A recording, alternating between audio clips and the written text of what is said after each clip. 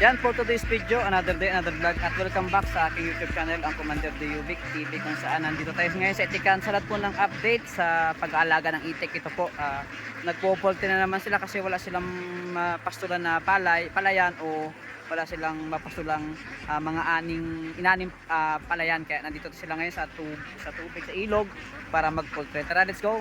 Kung nakita nyo yung mga ano na yon, ayun yung may-ari at punta natin. Ito yung mga itik niya, oh. Ang dami. Tara, let's go, samahan niyo ako. Ayan guys, pupunta natin yung may-ari ng itik, si Jason. Dito tayo galing kasi sa sa ilog sa kabila. Tapos po nagtawid tayo para dito kay Jason. Ayan, pupunta natin si Jason guys, no. Ayan, sa lahat po ng nag-update tungkol sa pag-aalaga ng itik, ito na po. Ayan, matagal-tagal po tayo hindi nakapag-upload ng magagandang tawag yan, content dito pagdating sa pag-itik. Ayan, tara, let's go, interview natin si Jason. Siya po ang may-ari ng itik, si Jason. Son, magandang hapon. Pwedeng dito ka, Son, no? Ayan. Son, kamusta naman ang pag-itik ngayon? Ayos naman. Ayos naman. Marami kasi nagko-comment sa akin mga video dati na gusto daw nila mag-alaga ng itik. Ano mo sa kanila?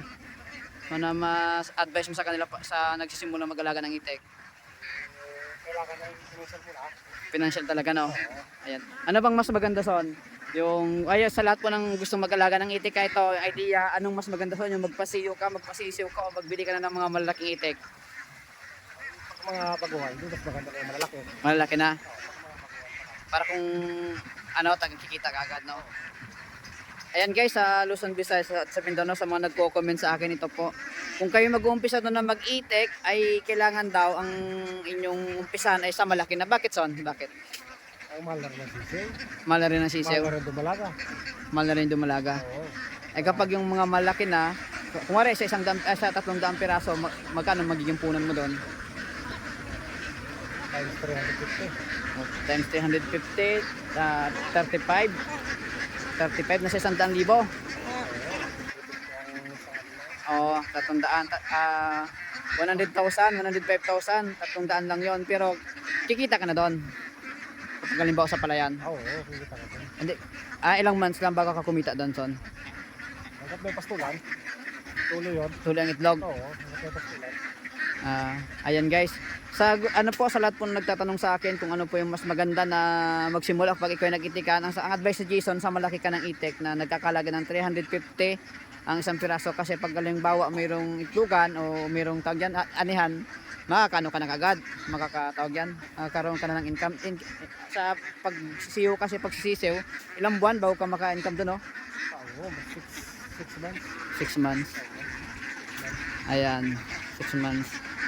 So bali guys, nandito tayo ngayon para alamin kung ano ba ang mas mainam gawin pa nagsisimula sa pag-iitik, kung sa sisiw ba o sa malalaki. Ng advice ni Jason ay doon ka na sa panigurado, sa malalaki ka na mag-umpisa kaysa sa pagsisiw, kasi sa malaki kasi ikaw nag-umpisa sa ganito kalalaki na 350 lang yung punan, pero pag may anihan, kikita ka na sa loob lang ng 2 buwan o 1 buwan. Di katulad sa pag ikaw ay mayroong pasisyo, 6 months. Kaya 6 months yan.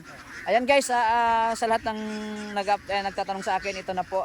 Baka bukas meron ulit tayong content dito. Ito yung aking YouTube channel, at tabayanan nyo si mga ibang idea pagdating sa pag-itik. Ayan, ito ng inyong Commander Diovic TV. Maraming salamat. See you ulit bukas. Magkakaroon ulit tayo ng content para sa mga mag-itik. Ayan, so salamat, Son. Okay na.